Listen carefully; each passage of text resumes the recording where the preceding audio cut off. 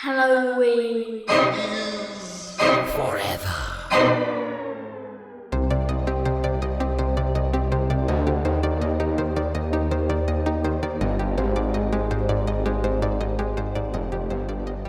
Hey, Anthony. Yep. Who was the bride's maid of honor when she married Frankenstein? I'm not going to pretend like I know the answer to this. I'm going to say, who was it? It was her mummy.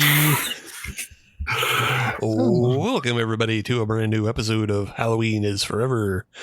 I'm Steve, and with me tonight is a very special guest from They Called This a Movie podcast. It's my good friend Anthony. Hey, Steve. Thanks for having me. Hey, everybody. Yeah, thanks for coming on. Yeah, good to be back. So tonight, Anthony, for those who didn't listen to last episode, Brian is in jolly old England on vacation, and he's getting shit-faced in pubs like the Hammer and Cock and whatnot. But so I had to bring on a special guest, and I asked Anthony, I said, hey, Anthony, what do you want to talk about on this episode? I pitched him a couple ideas, and he said, I want to watch The Bride. And I said, I too would also like to watch The Bride because it seems like everybody has an opinion on it, and it didn't seem like everybody had a good opinion on it. Yes. Seems like everybody's calling it for everything from shit to Megalopolis 2. I think Letterboxd and TikTok have combined to ruin movie. I don't want to say watching, but having opinions on movies. I'll say that. Yeah.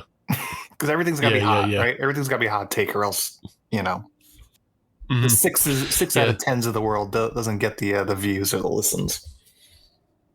And I think that's a very uniquely American problem that we have. That's across all like review apps, whether it's Letterboxd, Yelp, or I'm sure you're familiar with it, but like Untapped, we were very familiar with, obviously, and doing Hop Nation and everything. And like, if it was a 3, that meant it was fine, but fine wasn't good enough. So like everything has to be a 5. If you can't produce 5s or 1s, nobody gives a shit. So I'm interested to hear your thoughts. I think we probably have a lot of the same thoughts, but I don't think it was the worst movie that either of us have seen. It can't be. No, right? I think I was thinking about that. I was like, maybe I come from a place of privilege in a sense, because we over at They Call This Movie, our goal is to watch the worst of the worst, and we've done that for 365 episodes or whatever it is now. So like when I see people like the TikTok, go back to TikTok, I was like, what's the worst movie you've ever seen? I was like, oh, do you have sit down and let's have a conversation of some of the worst movies I've ever seen. But then you see like the comments and it's like, oh, easy, Interstellar. Like, all right, I'm not the biggest Interstellar fan in the entire world, but watch more movies, basically. Yeah, it's always a matter of watch more movies. Yeah. And we have the same thing here. Like, obviously we have punishment episode weeks where we watch truly some of the worst horror movies ever made. Yeah. And being the worst horror movie ever made puts you in contention for the worst movie ever made. So yes. Yeah. We are both privileged in knowledge is what we are. But yeah, I don't think we're going to call this one of the worst movies, but it is an interesting one. But yes. Before we get to all that, we have a couple other things we do at the top of the show. First and foremost, Anthony, are you slurping on a wet one? I am, yes. So I went specifically to the liquor store today. I live in Jersey, so we call them liquor stores, to make sure that I had something of some interest to talk about. And I got, it's called from Axe and Arrow, which is in Glass Row, New Jersey, South Jersey. It's called Cherry Fluff. And this is a sour cherry and marshmallow. Hell yeah, dude. And it's pretty good. It's the first time I've ever had it. I thought it was going to be a little more glip glop, as we say on this show. Yeah. But it's just a straight sour, and it's good. More cherry than marshmallow, but there's a hint there. And I'm digging it. Yeah. Cool. Yeah, that sounds like something I would definitely be into. I guess I'm doing sort of the Brian roll, but not really, because I'm still drinking trash. But I ate too heavy. I ate like Mexican pork and refried beans. It's too heavy. I was looking for something nice and light to drink. And so I found this thing in the cooler at one of my grocery stores. It had a mix and match. And it's called Outlaw Light Beer Tea. Okay. And it's made in Colorado. I've never had this before. And I don't know if you've seen it at all. I've never seen it, but just the combination of light beer and tea made me say, oh, okay, that could be either a new summer crusher, the new thing that you just drink at all the tailgates, or it's going to taste fucking terrible. And it's actually not bad. Like, I don't find it as refreshing as just like a beer with lime juice in it. Like I think there's far more refreshing ways to mix up a light beer. Sure. But this is fine if you don't like the taste of if you just don't like the boring taste of like Bud Light or Miller or something like that. You can have this because it does have like a little bit of sweetness to it, but yeah, it also doesn't taste like one of those Mike's Hard Teas either. Okay. So yeah, I've been into sours lately, and it's almost like so there's a Wegmans by us that does like a craft your own 6-pack or 4-pack. I grabbed one that was a sour, and it was really good. I gave my wife a sip, and she's like, "Okay, this is mine now. Get yourself another beer. I like this so much." But like, it's become like a holy grail sort of situation because we were looking up I don't even remember the brewery is like up in upstate New York, who had, by all accounts, had since closed their doors. They have shuttered since however they shipped out the beers.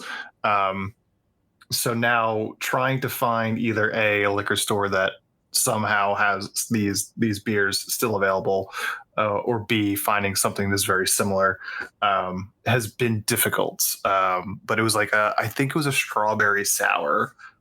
And yeah, so every time I go to the liquor store, I'm trying to find another, watermelon sour, cherry sour, strawberry sour, trying to find something that is as good as that was, or at least, something I could buy my wife. She's not a huge beer drinker. So when we find something that she likes, we try and, stock up, but, the search continues essentially. Yeah, I'm trying to think. I mean, you could always try to go back to classics like Omagong. Sure. I know they do. Like they make one of my favorite cherry beers, which is the Rosetta. I know that's not strawberry, but they do to compete with other breweries. They have been expanding their repertoire into wilder stuff. They don't do some of the straight up and down, like they do some really good straight up and down Belgiums, but yeah, they've expanded to some of the wilder stuff, but it's still well made enough that you might be able to find like a good strawberry wheat or something like that. So I don't know. Yeah. All right. Well, one of the other things we're gonna do is we gotta spin our picker wheel, Anthony, because we got to pick our new voting block for the showdown topic of May. Very exciting. I don't think I've been a witness to this in any episodes I've been on. Well, you can witness it now. And as I bring it up, I'll explain it to everybody. Every month, on the first Monday of that month, we have a showdown. And what a showdown is we bring up this picker wheel. We pick 3 topics from the picker wheel. We let you, the audience, vote from the picker wheel. And then whatever you vote upon becomes the topic for the next month. So we're voting in April. You'll pick May. And then at the first Monday of May, we'll do a showdown. And it'll be between me, Brian, some guests, maybe the patrons have a pick, whatever it is, and we will decide what the best of that topic is. So, with that, let's spin the big giant wheel that you can't even read until it comes around. A lot of topics. And our first topic is Brad Dourif rules. So, in April, we just did the best of Vincent Price. So now it's possible that if the audience votes for it, Brad Dourif rules being the best of Brad Dourif, that will be our topic, which sounds like it's going to be a lot of Chucky movies, because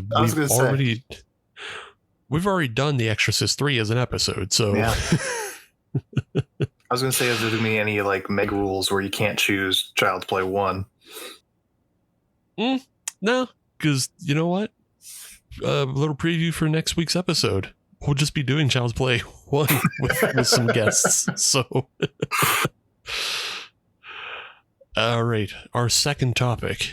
This one has come up before, but it doesn't get voted on. It's a weird topic to really get anything out of, but it is fan flicks.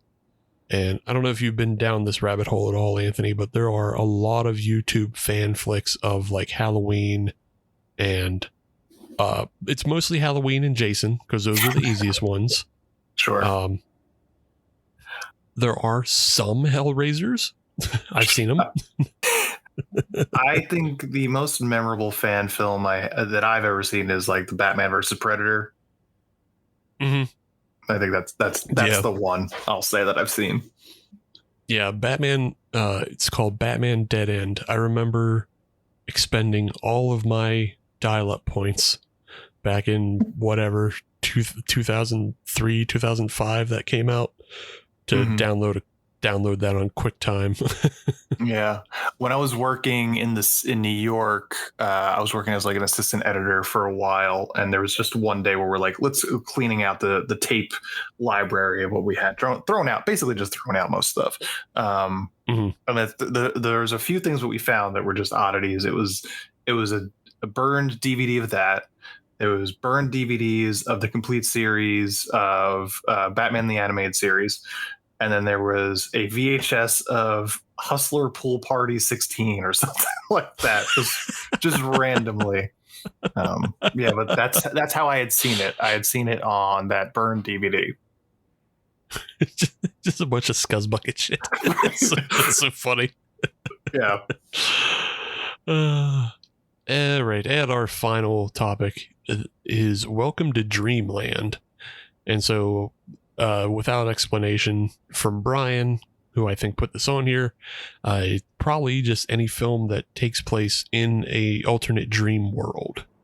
Okay. So obviously the Freddy films would be on the table had we not have done pretty much all of them in the course of this show.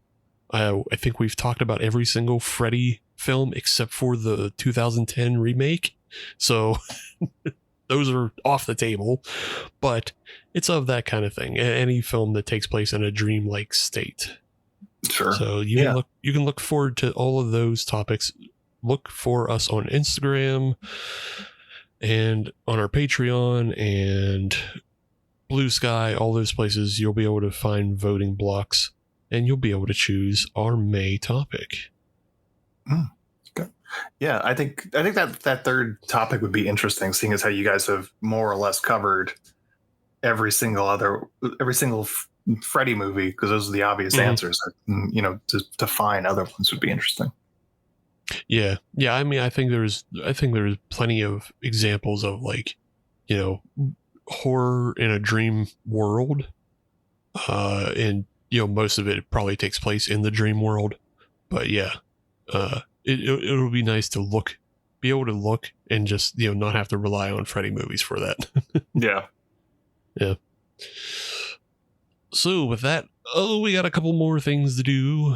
Anthony, why don't you tell everybody about your show and where to find you? Sure. We are They Called Us a Movie. Our MO is testing the strength of friendships one terrible movie at a time, where we watch terrible movies, varying degrees of terrible, obviously. This past week, we just did a Cynthia Rothrock movie called Undefeatable. And before that, we've done Baby Cat, which is quite an experience. And yeah, so that's a weekly podcast. You can find us on all our socials. They called us a movie, Tic Tam Pod, as I think Instagram, Blue Sky, and Threads. And we're available wherever you get your podcasts. We also have Patreon, patreon.com/TicTamPod, where we do exclusive episodes once a month, and Discord, where we discuss everything that our patrons are interested in. We usually talk about movies, encouraging people to watch more movies so we can talk more about it, all that kind of stuff. But they called this a movie on wherever you find your podcasts. Yeah, right on. Yeah, if you're a fan of when Brian and I just watch shitty horror movies, Anthony and his buds, they all watch everything from every genre. You know, like he just said, that Cynthia Rothrock film, that's kind of action horror, because like the villain in that one, yes, if I remember correctly, you know, in the name Undefeatable, it's a guy who can't be killed or whatever, and they have to like hang him from a meat hook at the end, I believe. He gets it in the eyes on a meat hook at the end. Yeah, it's a sort of it's a martial arts movie, but it's really more of like a serial killer movie, where he goes around kind of terminatoring women that kind of look like his ex-wife, as long as they wear the same floral print dress. You know, they're on the chopping block essentially. That's definitely not telling of the writer of that film. He's got a type. My bitch of an ex-wife. Yeah, riding bitch. What if I come to her house and did karate on her? Yeah. It is funny though, because this is like at least the second or third Cynthia Rothrock movie where she is featured heavily. She is, you know, on the box, and she continues to take a back seat in the third act to a boring white guy. This one is no different. I think Martial Law, she takes a backseat to Chad McQueen. And I feel like there was another movie that we did where it was just like more of the same. It's like, you know, put the butts in the seats with Cynthia Rothrock, and she's so much more interesting than the male lead, but he gets the guy at the end, basically. Yeah. If it's not Yes Madam, I ain't watching it. We've also covered Yes Madam. Yeah. It's a good one. Yeah. That one's actually good. But yeah, great one. So much defenestration in the last act of that. God, that love fucking a good movie defenestration. Yeah. But yeah, check out Anthony everywhere you can find him, and you can find us on our Patreon as well at patreon.com/HalloweenIsForever. And if you go on there, you also see that I've put in a recommendation for Anthony as well as all of our other podcast friends and guests who have Patreons. So you can look at the little network that we've built as guests and friends. But on our Patreon, you get an extra vote in the previously mentioned showdown topics. You get to join our Discord when we record live and interact with the show live as it happens. And you get a monthly exclusive podcast, and we do them in series. So you have 3 previous series that you can listen to, or you can listen to our current one, which is called God Is Not Forever, a roadmap to killing God's dumbass, which is we have been exploring cinema and finding ways to kill God. How does that rub you, Anthony? It's good. What's like the last movie you covered on this? So we're going to be recording episode 4 for April, and we just recorded and released episode 3, which was Takashi Miike's Izo. Had you seen that one? I have not. Okay. See, that one actually brought back memories of college, because I remember that one coming out around the time when we were in college. Okay. But I don't think it ever reached the US in like a manageable way for us to watch. Gotcha. So like, obviously we were all into Miike films while we were in college, because we were all aware of like Ichi the Killer and Audition and shit like that. Yeah. And then we all heard, hey, Izo, he has a new one coming out. Oh my God, it's going to fucking rule. But then it just never reached the US in a way for us. But yeah, the basic breakdown of that film is a guy who gets so fucking pissed off that he died, that he comes back to life and tries to kill God for it. So very nice. That one was an easy kind of let's look at what this guy does. Previous episodes have included Altered States and an early avant-garde film, Begotten, which, yeah, those are wild films. Begotten is insanely hard watch, but yeah. I remember my college roommate was big into, cult movies, horror movies, and stuff like that. So he kind of was my shepherd, really, when we were in film school, of all these kind of weird movies. Hitcher the Killer being one of them. But he had rented Altered States, and I really hadn't knew anything of it. So we watched it. It was the ending, was just like, hey, that's Aha. The whole ending is just Take On Me. I was surprised to see.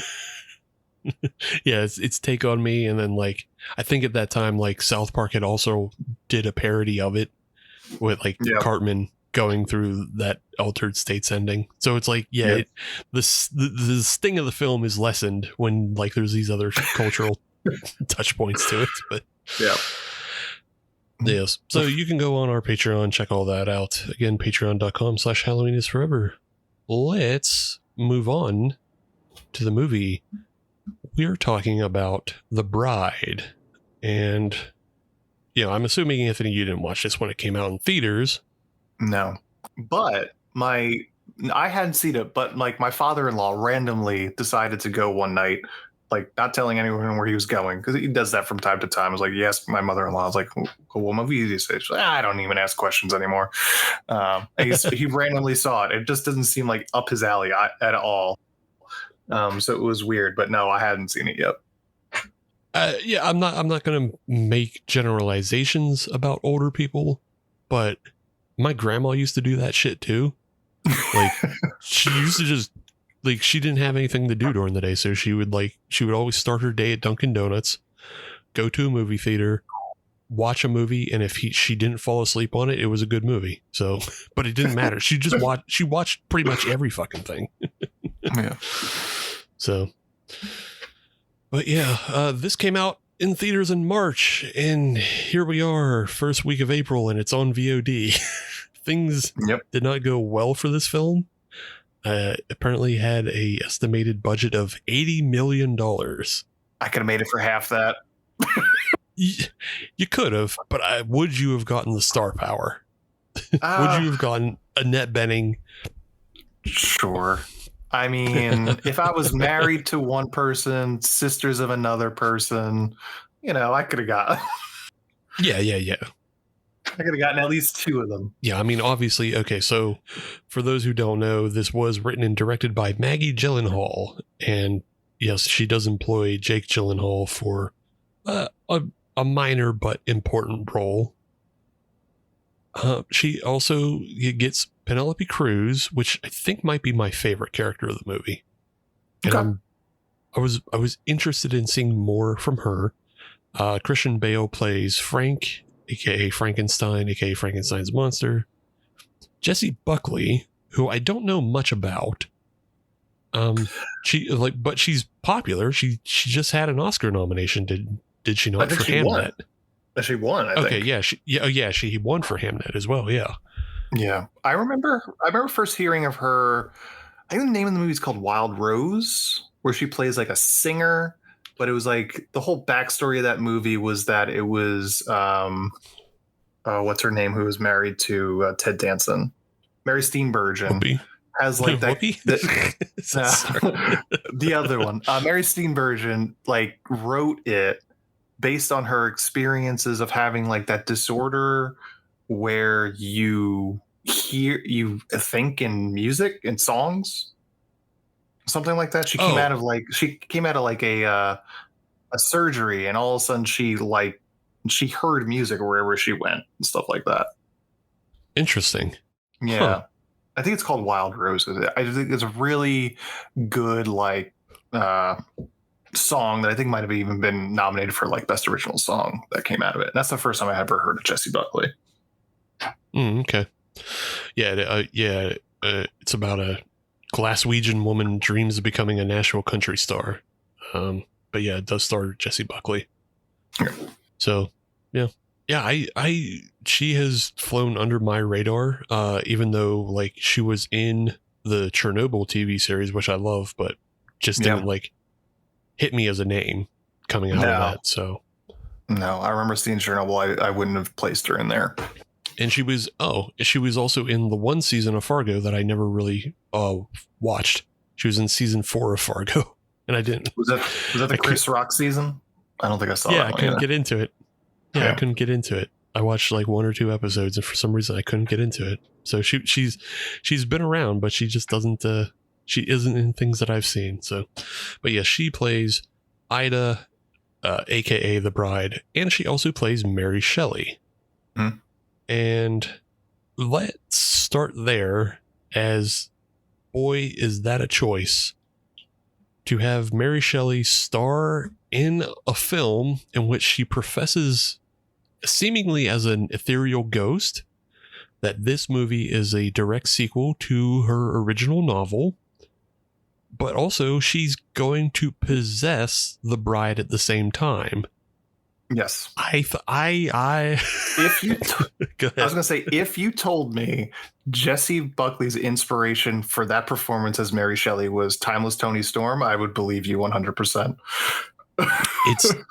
It's Timeless Tony Storm, and it's also just good. The wheeze laugh is so specific, but I couldn't nail it down. Yeah. But like, yeah, it's not a bad performance, but it is a bizarre and I kind of want to call it a bad choice by Maggie Gyllenhaal to be like, I'm going to write for the writer. I'm putting words in the Mary Shelley's mouth, and then I'm going to also make her a character in her own sequel. And it's like that, the balls to do that. And say and decide that that's what this historical figure would be is, I mean, yeah, hey, it's a choice. Go for it. I mean, I don't know that it makes it better. Yeah, malevolent at that. She is not happy. This was one of the few things I knew about this movie, of that this kind of device was being used. And so when you asked which one I want to pick, I picked The Bride because I knew this movie was supposed to take swings, and that being one of them. I feel like this movie doesn't take enough swings. This movie doesn't understand what it is, which is camp, and it doesn't lean into it. Yeah. This should be a musical. It should. Yeah, it totally should be. I mean, like all of the notes are there, excuse the pun, for it to be a musical, because it's also taking place in Chicago. Like this. Yeah. The movie feels like what my brain is going to say when I'm 98 years old and I try to remember just when I try to remember Frankenstein and Joker 2, which I'd never seen, and like and the movie Chicago, like and when I try to remember Babylon, I'm gonna say it's this movie. That's all gonna just form in my dementia, and out comes the bride.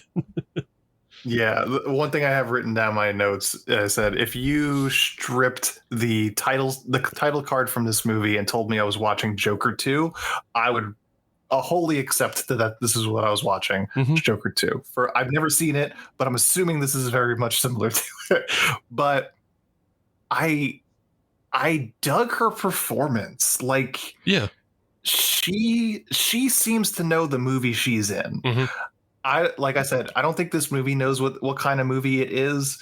It feels like it wants to be like this elevated, not even horror, because it's really more like a Babylon. I think it's where it wants to go. But this should be a Tim Burton, sets, or even go so far as a Bruckheimer. This should be campy as hell. Yeah. And Jessie Buckley is in that movie. I think Christian Bale is terrible in this movie. I think he's giving nothing. I don't think he's given anything, but he's also not putting out anything. No, I don't remember the last time I enjoyed a Christian Bale performance. I think he's a good actor, but I don't remember the last time I enjoyed a Christian Bale performance. Like it could have been anybody else is the real problem. Like So it doesn't matter that it's Christian Bale. The only time I like him is when they kind of do a musical number. And that's the only time I'm kind of like one of the best scenes. Yeah, I'm like, well, that kind of, I think that kind of has to be Christian Bale. He kind of knows how to do that, but it also could have been Hugh Jackman. It could have. There's too much shit on him. And there's too much shit on quote, him. I think you should leave. Yeah. There's too much shit on him. It could be anybody. Yeah, you know who really should have been in this movie though? Just because like Christian Bale's like, I don't always harp on this. Like the actors are too far apart in age or anything. And it kind of makes sense that, he's supposed to be like 100 some years old and that she's freshly dead. But this really should have been Bill Skarsgård. Like, I could see that. Yeah. I think he has like the weirdness to him that he would also understand how to be camp in this role. Christian Bale is like, I don't know. He's pathetic. He sucks. And then he like, it's just, I don't know. The ending doesn't work either for when he just kind of gets his way. It's like, just, he is very like incel. Oh, like a precursor to an incel, just kind of a loser. Yeah. Yeah. And it's a whole like thing of like, okay, Frankenstein's monster is like, he's ugly, but he's not ugly. He's like he's on the better side of a freak show because he's still Christian Bale. So right, you don't believe that he's like Elephant Man ugly, but he has this whole thing of like, well, I've never been touched, and no woman will have me. And like the first time, even though I'm 100 some years old, the first time I shook a hand was in 1930 Chicago. It's like, nobody believes this shit. You're just yeah. And then he has like these little panic attacks when he feels like the small relationships he builds are threatened. And it's like, ugh, you suck. You're interminable. I thought there was a moment when he finally meets Jake Gyllenhaal, who's supposed to be like the Hollywood A-lister, he has rebuffed Jessie Buckley's The Bride from her sexual advances, and that's like as much as they've gotten, as far as they've gotten. I thought there was going to be a twist where he just wanted a lavender marriage. I was like, oh, he's gay. That's an interesting. And then I would look at Peter Sarsgaard, who I've always gotten the vibe. Sure. Married to Maggie Gyllenhaal, and I'd be like, man, I don't know. Maybe this is a slightly autobiographical. So yeah, that is an interesting thing, and that would have been a more interesting turn to the story at whole, because what we're given is that at the beginning of the movie, Mary Shelley is this tempestuous like spirit, and she's going to inhabit the body of this character Ida, and Ida is kind of she's a go around girl. She's hanging out with like a bunch of mobsters, and then she winds up dead because of the mobsters, but she's still possessed by Mary Shelley, and then she gets brought back to life. And so throughout the film, she has these competing, just kind of spouts in her brain of like Mary Shelley just comes out and like recites the thesaurus, because that's what a writer would do. Yeah. It's like, all right. I didn't love this edition, but I thought if they were going to do it, second half of the movie, she doesn't really do it as much. No. And it's like, I feel like you got it once you start that and you start the seed, you kind of have to keep it going.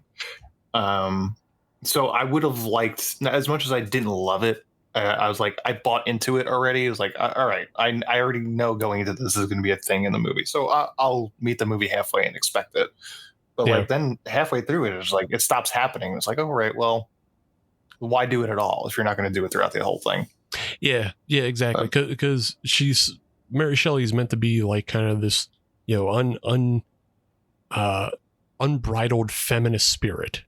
And that's what causes Ida to, like, initially rebel against these mobsters. And then also when she's brought back, she rebels a bit against, being kept in the lab that she's in. And she rebels a bit against just general nature, and takes Frank to a gay club, and then, winds up getting felt up. And then she rebels against the guys who were grabbing on her. And so it's a lot of like just standing up for herself and like being a feminist spirit in the 1930s. And that causes friction, and that causes, tension. And it's like, okay, yes, I see where this is going. She's going to become a free spirit on her own. And then, what you said, Anthony, about, Frank has this, continued love for Jake Gyllenhaal as this, Hollywood star.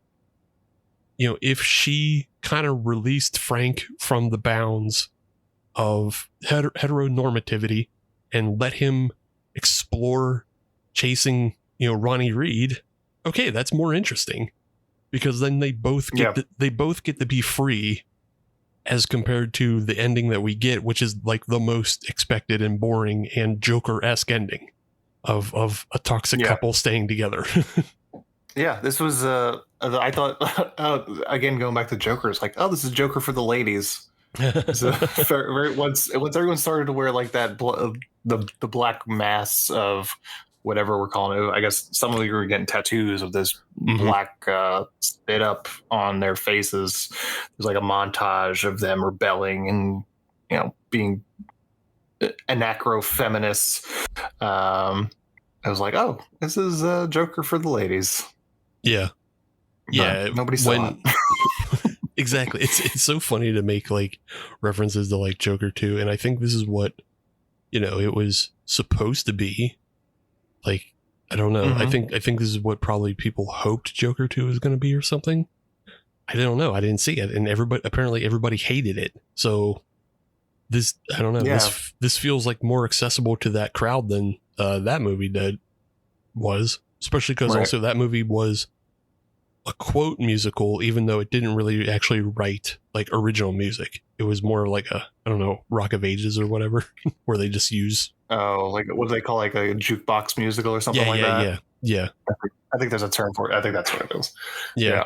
Oh, that's disappointing. I didn't actually know that about Joker 2. I haven't seen it, but like, again, I'm not into musicals, but when I heard it was a musical, it's like, I think that's an interesting take. I think I could, again, a big swing, but everybody hated it. So now I'm curious, because everybody hated this movie too, which I didn't hate this movie at all. So I'm curious if Joker 2 is as bad as other people say it is. Yeah, I mean, I think it probably is, because it didn't hook the Joker crowd, but it also didn't hook like anybody else. So like it, right? Yeah. There's no hot takes that people aren't ready for, right? Of Joker 2 being good, right? Yeah. Yeah. We got to give it 5 years, and then you and we can start the campaign that Joker 2 was good. Revisionist. Yeah, I like it. But yeah.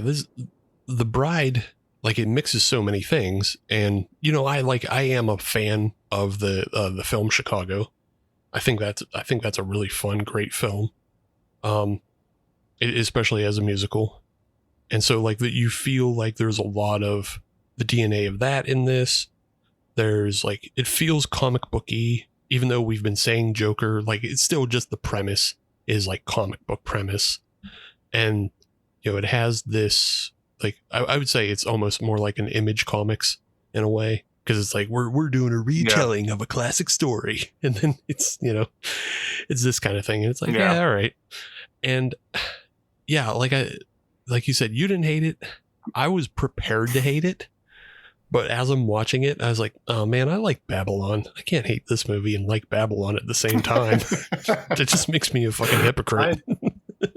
I could see that. I enjoyed Babylon too, and that was a mess. But like I didn't hate it. Like I thought it gets dull when we're out of the cities, when it becomes essentially a Bonnie and Clyde movie. I thought it got a little dull. I thought I thought what was going to happen that so Frank keeps telling her like her backstory and stuff like that of like how they propose and all stuff, and it's all bullshit. I thought it was going to be that he was going to lift that wholesale from a Ronnie Reed or whatever Jake Gyllenhaal's movie name is. He's going to lift all that wholesale from like the movie that they wound up seeing at the drive-in. And it was like, oh, this is going to be like the third, the inciting incident to get us into the third act. It's like, oh, you're a liar to me. You bullshitted me all this, how can I trust you and all that kind of stuff. I guess I'm thinking of like a romantic comedy sort of inciting incident of, someone's lying to the person the entire time and their whole relationship is built up on lies. And then they come together at the end. But so I thought that would have been more interesting of like, I don't know, some sort of conflict with them because he just outright tells her that he's been lying to her the entire time. And it's just like, oh, well, doesn't really matter at this point. Yeah. Because we're in love. And just like, all right, that could have been an interesting, direction to go in to see some sort of, because they don't really have a whole lot of conflict between each other. When she starts getting a little like pissy at him towards the end when they're driving, but it kind of goes away. Yeah. The way their conflicts resolve, they resolve too quickly, and I personally think they shouldn't have resolved. I think I think it's a stronger decision to make her like go out on her own. Like, because that's what we've been trending towards through the whole movie of like everybody she's fighting. And then she even sparks a small revolution of just regular women, like, doing this off-brand Joker makeup of like tattooing their lips black and then doing a splatter pattern on their face. And like they're out on the streets yelling brain attack. Like that, there's a lot of anachronisms in this film, and that felt like some sort of like 60s, 70s kind of like go-go film in a way of like, I don't know why. Maybe it's just because of the words brain attack, and it just flashed into my mind like faster, kill, faster pussycat kill or whatever. Yeah, I was thinking, I was like, man, I really wish they workshopped that what the shout was. It was like brain attack just was not hitting for me. No, I don't know why, but I agree because like she's such a dynamic character. Like at least maybe not even a character, but the performance is very dynamic. What Jessie Buckley does, and Bale is just so boring, and the character is so boring. Where it's just like. I agree with you. It's like I don't think they shouldn't wind up at the end together. She should realize that he's just kind of a loser. That's really only created her because he was horny. Yeah. It's like, she has so much more interesting ways she could go versus just being, along with him. Right. Like that was the whole like huge critique of that film Passengers that came out with what's his fucking face, Chris Pratt and Jennifer Lawrence. And the whole premise of that film is he gets accidentally woken up early on a spaceship, and so he's by himself, and so like he fabricates a lie to also bring out Jennifer Lawrence because he finds a hot lady that he wants to bang, and he doesn't want to be alone while he's, dying on this spaceship in hypersleep. And that's basically the same thing as this film. Like Frank is dying alone, so he resurrects a woman to have for himself. And it should be just viewed as like, oh yeah, he's doing something selfishly for himself. And even in that drive-in scene, Ida flags it as like, oh, he's like, he admits to her, he says, I never knew you before. And she says, well, I feel like I've known guys like you my entire life. Because she's used to like, this is standard male trope of just like manipulation for her. Like she's known it her entire life, whether it's the mobster guys. We get a little backstory with her and Peter Sarsgaard's character, which is the same thing. It's just like, manipulation and lies. So it's like, yeah, she knows this her entire life. So it doesn't make sense in the end that she just sticks with him, simply because they're both monsters. And yeah. Mm-hmm. Yeah, she kind of like accepts it wholesale, right? Like right there, it's just like, okay. Yeah. When she has more than any reason to just be like, all right, well, go fuck yourself. Mm-hmm. I don't know if you've seen it, but there's an interesting kind of analog. Did you see the James Gunn cartoon Creature Commandos? No. Okay. It sounds familiar though. It came out fairly recently, and it's the one that has like the robot that kills Nazis. And everybody was okay. That's why it sounds familiar. Yeah. Everybody was big on the robot that kills Nazis, but within that, it's a team of monsters, and one of the leaders of the team is the Bride of Frankenstein, and she's like this fully activated like feminist figure, and she is in constant, she's being constantly pursued by Frankenstein. And it's like the opposite dynamic of what this film is, because it's Frankenstein who like, had her created to be, his wife and everything. And like it gets very jealous. And then like they wind up just like having knockdown drag out brawls wherever they go, because she doesn't want to be with him. And he is insistent that they are destined to be together because of, their creation and similarity to each other. And so he's just constantly chasing her across the world, and she kills him, sort of like he can't die, but she kills him enough to incapacitate him and escape him. And so it's like, that's a far more interesting dynamic of, this incel who doesn't get it versus just kind of accepting your fate of like, yeah, well, I guess I should just be with this guy because we're monsters, whatevs.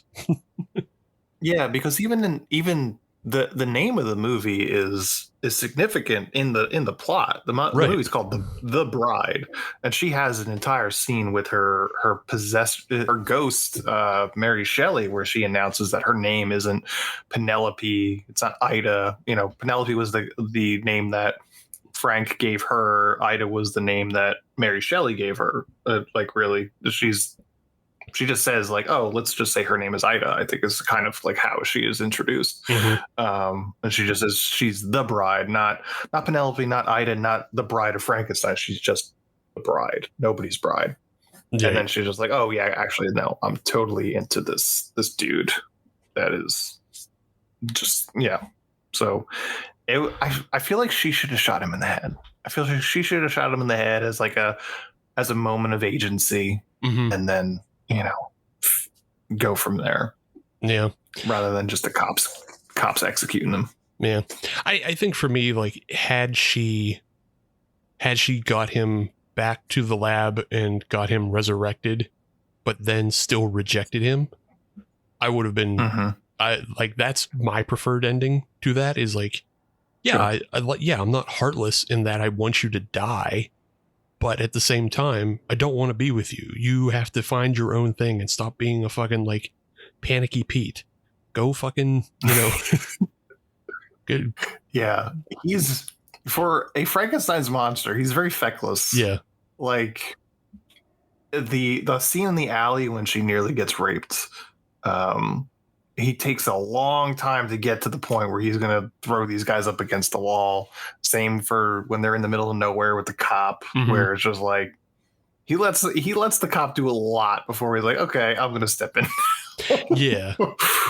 It's a really uncomfortable scene because he lets it go on too long, but at the same time, she also like lets it go for his sake or for the sake of both of them. Yeah. Yeah. So yeah, it's a scene of like, I don't know. You want to put weight onto their outcomes, but you also don't believe that like you're not sure that they are in trouble because you're not sure that they can die. We've already seen them get shot and hit and chased. So it's like, you don't know that matters. So why? So if that doesn't matter, why are they wasting their time and letting themselves be abused by these cops when they could just kill them and drive away? It'd be more powerful too if she so that scene with the cop is that he shoots him through the windshield. He's like, it's a traffic stop. She's getting really just like sexually assaulted at the hood of the car, and then he shoots the cops through the windshield from the passenger side. I feel like it'd be much more powerful for her for agency's sake if she just like turns around. She just like eventually she hops on him after he gets shot and like rips his tongue out or bites his tongue off. Yeah. But like if she just like turned around and just just beat the shit out of him or something like that, I feel like that's the more feminist way to have it to happen, I suppose. Yeah. If you're trying to, I think they were trying to sell it that like she's willing to go through these degradations to protect him, but we don't believe that he needs protecting is for what it was for me. Is like, I don't believe that he needed protecting because he had a gun and he's an undead monster. Like you're two cops in a fucking cornfield. Nah, I don't. Like I don't know if they were in prison and surrounded by guards or something, or if like they had him in a way that they were about to cut his head off or something. Okay, I could more buy into the fact that she's willing to sacrifice her dignity for him in that way. But it just it didn't really work in this scene, and it just overall, like, I think, you already said it, but it's like once they hit this kind of Bonnie and Clyde road trip, the film loses a lot of steam. It loses a lot of its effectiveness. That, like, the last really good scene I like is actually between Peter Sarsgaard and Penelope Cruz. And so these two characters, they are, a detective and his secretary doing a little bit of a chase. They're chasing the monsters across country. And Peter Sarsgaard is the official detective because in a man's world, Penelope Cruz can't be the real detective, but she is the actual detective in that she solves and she picks up all the clues. But the scene where he finally just kind of breaks down and admits what his relationship to Ida is, like, is such a it's such a great scene because we've kind of been building to it throughout the whole film. Like, Sarsgaard comes off as kind of like a good guy at first. But we see little hints dropped in the way that he's not willing to like really give Penelope Cruz's character credit, or like, try to push her to the forefront as being the real detective and everything. Like, we kind of see little hints of that, of like, oh, he's not that good of a good guy. Like, he puts on a good face, but he's still kind of a shitheel. And then he does this big reveal of like how he really is a shitheel. And you go, oh man, what a fucking letdown this guy is.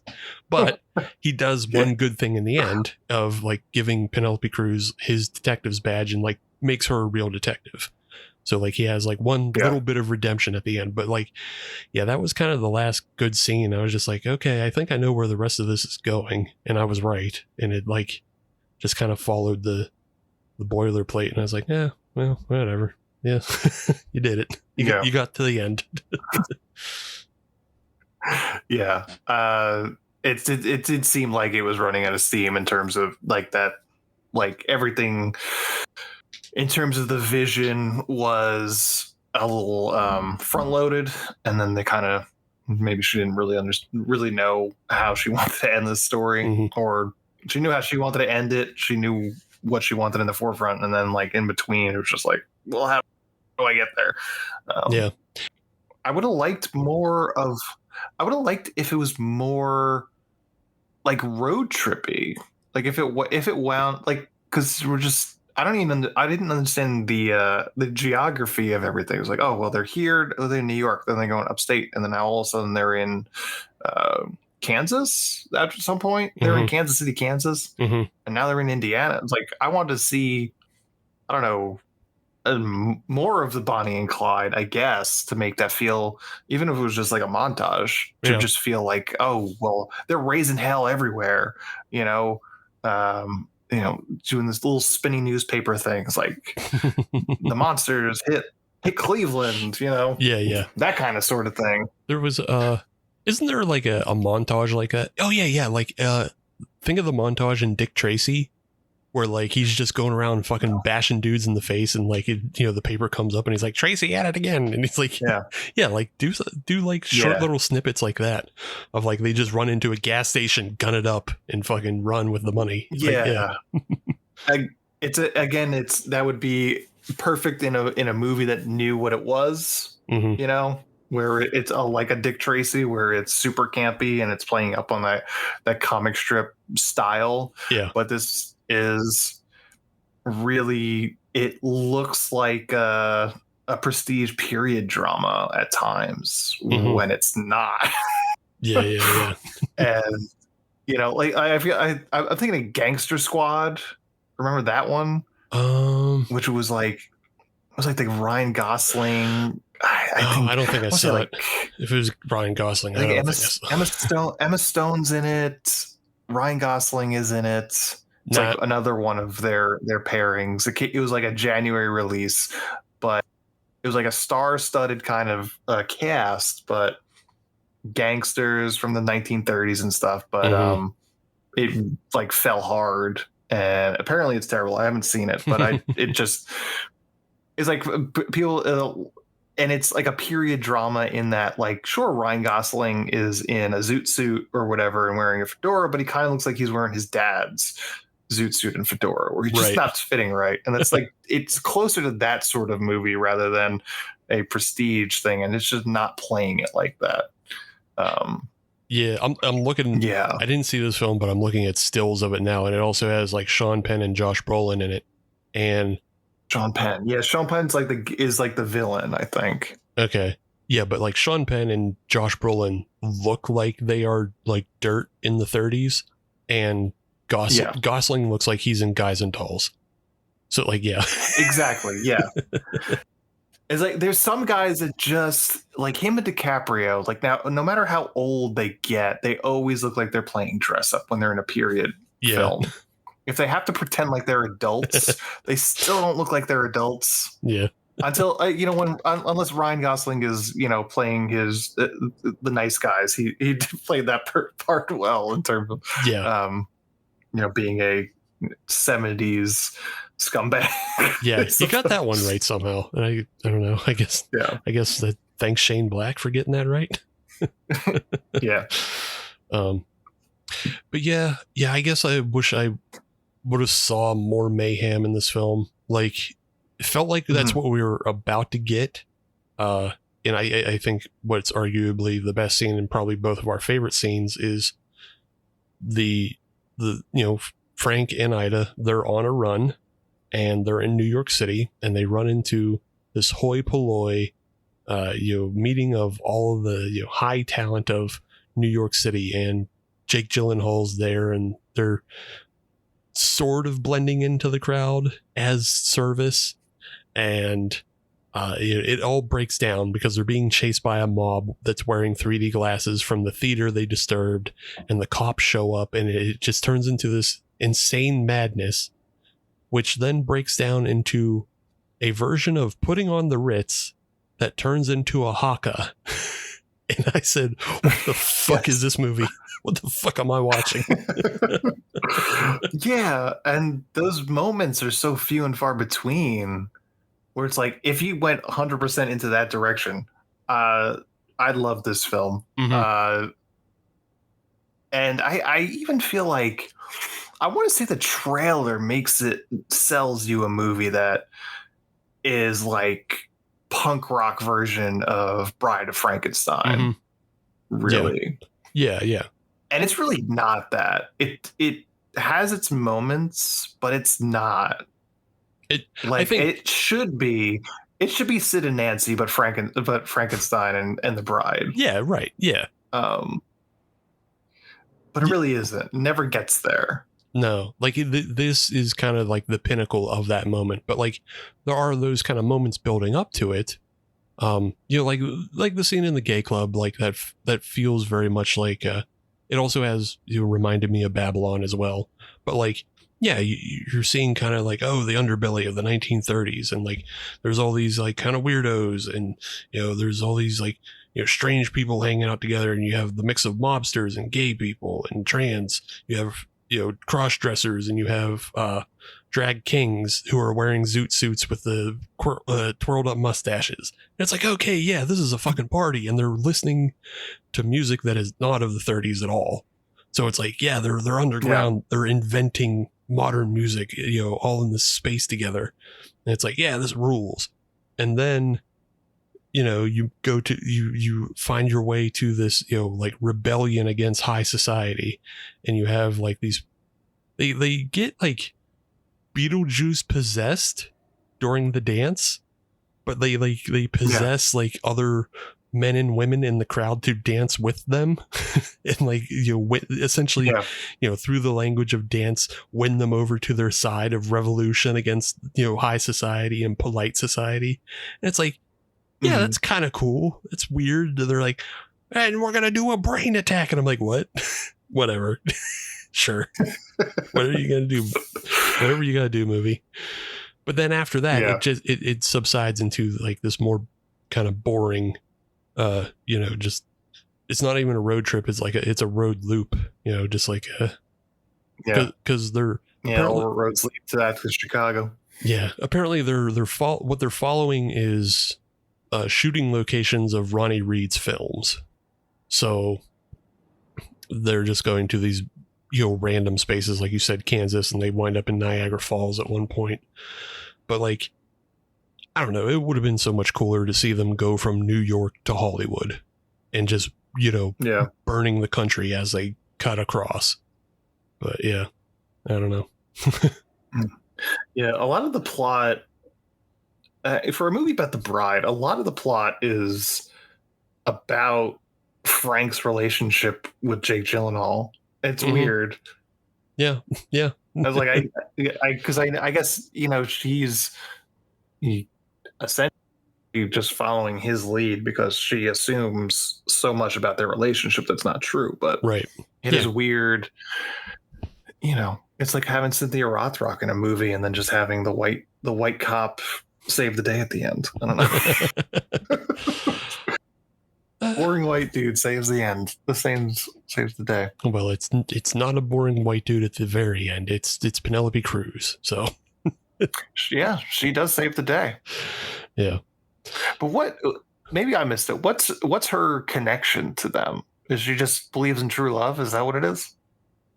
Because she allows I think Annette Bening to basically reinvigorate. Was that the words they were using? I forget what they were saying. Yeah, reinvigorate.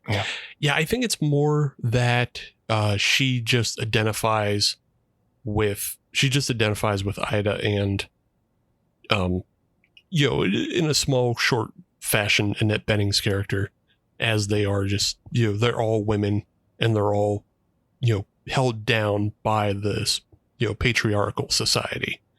Like, even after Penelope Cruz is granted the gift of being a detective, she's not listened to by the lesser cops around her. So like she still has like, she's still fighting her own battles. And like, I guess she just recognizes, what Ida was. And, Peter Sarsgaard's character does do a little bit to convince Penelope Cruz's character to, look at Ida like not as a monster, because like she's just trying to figure something out, and she has a reason for why she is the way she is. She's dead, and then she also has like a whole bunch of information on these mobsters. So like she's backed in a corner like an animal, like, but don't treat her like one. So like she's just trying to figure that kind of dynamic out. But yeah, it's not a deeper connection other than just like, we're all women held down by the system. Well, I'm not going to let that happen anymore. I'm going to let you get reinvigorated. It's an interesting film.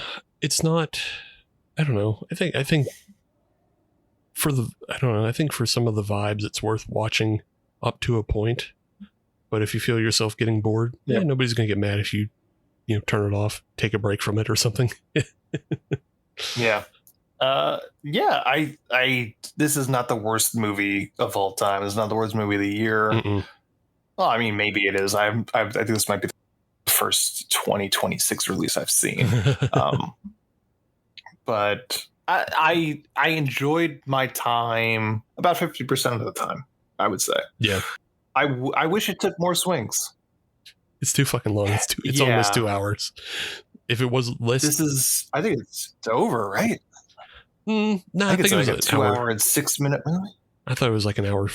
2 hours, 6 minutes. For some reason, I thought it was an hour 50. Yeah. Oh no, I was thinking of another movie that was an hour 50. I watched 2 movies that were like 2 hours back to back. I was finishing up Amsterdam 2, and that's an hour 50, and then went from that to this. Yeah, no, I was very aware of the amount of time it had because I finished this like a half hour before we jumped on. Mm-hmm. So I was very aware of how long I had to watch it. I picked it because I knew it was going to take some swings. I wish it took bigger swings, though. Really, same. More than anything, I wanted it to go full on campy, but it dressed up like it wasn't campy.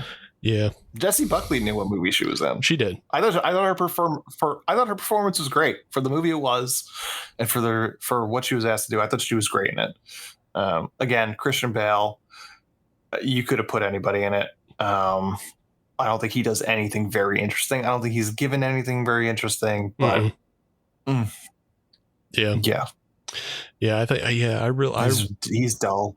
He's dull as hell. I really believe they should have went with Bill Skarsgård if they could have got him, just because he's also 6'4", so he still has that physical imposingness to him that like Christian Bale actually doesn't really have. So like he doesn't read Frankenstein's monster right off.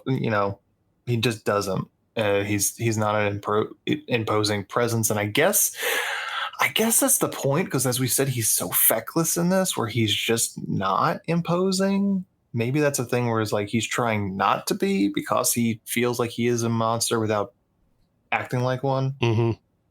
I don't know. Yeah, but a 6'4" Frankenstein's monster versus like Christian Bale's probably like 6'1", maybe something like that, or 5'10". I don't know. He's a 5'10" guy. Yeah. But he doesn't come off as like an imposing force. No. So not imposing, not like like you said, not really anything. He's just like there. He's just there to be Christian Bale and put a fucking name on a poster, I guess. Yeah. I saw. I think they said that it took him 6 hours for the makeup every day in a chair. That's too much. Yeah, entirely too much. I was trying to put myself in those shoes of like, could I sit there for 6 hours while people are putting makeup on me? I don't know if I could do it. It's one of those like, can you do it without delivering like a memorable performance? Like right? It's got to be worth it. Yeah, it's got to be worth it. Like you can't just sit there and then like come out and just like be Christian Bale with a mush mouth. Like you have to. I don't know. Yeah. I don't know. You have to put more into it. But like you said, Jessie Buckley's performance is, because I do like her as Mary Shelley, even though I don't love all of her dialogue, but I love like that awful smoker's laugh that she has, and just like, just kind of the demonic way that she is. And then like her regular performances as Ida, the bride, is good too. But her character feels incomplete, which is why I said like I like Penelope Cruz's character the best. Like I feel like she's the most complete character because she's taken from any other, I don't know, detective story with a downtrodden girl Friday. Mm-hmm. Yeah. Again, like I like Jessie Buckley's performance as Mary. I don't know if necessarily like needed in this story to have a Mary Shelley thrust into it. But I think, her switching back between the accents to pretty seamlessly throughout is part of what makes her performance like memorable. Mm-hmm. So yeah. Yep. Yeah, adds that Joker-esque like insanity to her in a way, because she's just fighting too. Mm-hmm. Yeah. But yeah, that's why I never saw Joker 2, but I'm pretty sure this is Joker 2 to me. Like I'm not not gonna seek it out. We'll just assume that it's this. Yeah, it's this. This is how I'm gonna remember it. I'm gonna, when I'm old and in a home, like I'm just gonna mush this and fucking Babylon together, and that'll be Joker 2, and I'll mush Joker 2 and Babylon and Frankenstein together, and that'll be this movie. And I'll just misremember a whole bunch of shit. And throw Dick Tracy in The Rocketeer. Anything with 1930s. And now Gangster Squad. Yeah. Anything with 1930s Art Deco vibes just all gets mushed into my head together. Yeah. But, all right, Anthony. Well, thank you for joining us on this episode to talk about this middling movie. But I do believe that you could have a message that you could deliver to Maggie Gyllenhaal. It may sound a little bit like how your show ends. Oh, you certainly made a movie, didn't you? We were talking about that recently because we recorded 95 episodes where we used to tell the director to go fuck themselves. Right. And then we changed that. But yeah, at the very least, we're promoting women filmmakers tonight. So that's something. We're doing our part, ladies. Ladies. We are now just the male characters of this film. Just hashtag ally. Yeah, hashtag ally. Aren't we good guys? Aren't we doing the best? I will say, she, like, even though this film does get pretty, like, does drag, like, she does have, Maggie Gyllenhaal does have some interesting, like, camera movements. Like, she does move the camera. She does have, like, she did have a production design, bend to this that is unique. Like we said, there's a lot of anachronisms in this. Like, it's supposed to be 1930s Chicago, but there's just like a lot of stuff that is just not part of that. That spices up the world. So like, yeah, she had a vision to it and everything. It's just I don't know, the story in the second half of a very long movie feels just very, I don't know, rote and out of place. Yeah, I think you mentioned the club scene. I thought that was really, well directed. I think there's like a extended sequence with just like strobe lighting, which was really well done. She's got an eye. I definitely think that. Yeah. I think it looks good. It's not a bad looking movie. It's not a bad put together film. It's just, I think there are times when it should focus on other things, and it doesn't need to be as good looking as it is. Yeah, I guess. Yeah. It could be a little more campier. It could look more like Dick Tracy, but I think I know. Yeah. I think I know the solution to all of this, because Maggie Gyllenhaal was in The Dark Knight Returns or The Dark Knight Rises, whichever, or both. The Dark Knight. Dark Knight. Oh, the Dark Knight. She died. Yeah. Yeah. Not to spoil a movie from 2008, but she gets blown up. Yeah, but she's in The Dark Knight with the Joker, and now she's directed this movie, and Joker 2 did not do well. So I think the way to coalesce all of this and fix the world is that Maggie Gyllenhaal has to direct Joker 3. I'm down. Yeah. I think, yeah, the guy that directed Old School did the first two. It's fine. Why the fuck not? Todd Phillips. What's that his fucking name? Todd Phillips. I'll forever remember him as the director of the G.G. Allen fucking documentary. This is the first film I ever saw by him, and it wasn't a thing that like stuck with me until I saw The Hangover, and I was like, wait, what else did this guy do? Oh my god, he did that G.G. Allen documentary. I know him as he self-inserted him in Old School as the guy that just shows up at the door is like, I'm here for the gangbang. Yeah.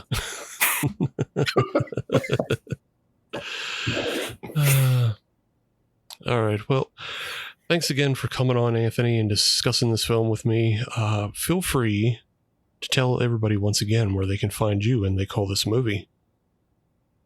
Yep. They Called This Movie. We are on all podcast streaming apps. Just look for They Called This Movie. And Instagram, Blue Sky, and Threads at TickTamPod, and then patreon.com/TickTamPod for our Patreon, which is just $1. So that's all there here. It's a weekly podcast, and we watch shitty movies. That's fun. Mm-hmm. Yep. Yes, if you're looking for all things shitty movies, go check them out. As we only occasionally do shitty movies and a lot of middling films, and all of our stuff is horror and not not from every genre. We do some horror. Yeah, we usually do horror around. We'll do all through October. We'll do Halloween horror themed episodes, and then we'll sprinkle in other horror episodes throughout the year. But yeah. Yep. And go ahead and check out our Patreon as well at patreon.com/HalloweenIsForever to get all that extra bonus content, or listen to us every Monday and find us on social media at HalloweenIsForever. With that, Anthony, did you have any last final words for the bride? What was her? I'd prefer not to. Yes. Is that what she kept saying? Yes, Bartleby. I prefer not to. Yeah, Bartleby the Scrivener reference in a 2026 movie. Thanks, AP English class. Yeah, I was gonna say Maggie Gyllenhaal, I bet, has an English degree, right? She has to. She either has an English degree or she definitely was an AP English kid. But yeah.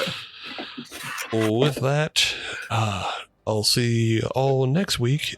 We already kind of spoiled it, but we will be talking about Child's Play. We'll have a couple other guests, and Brian will be back, probably, hopefully. So, for the Halloween is Forever crew, I'm Steve. And I'm Anthony. Bye-bye. Bye-bye.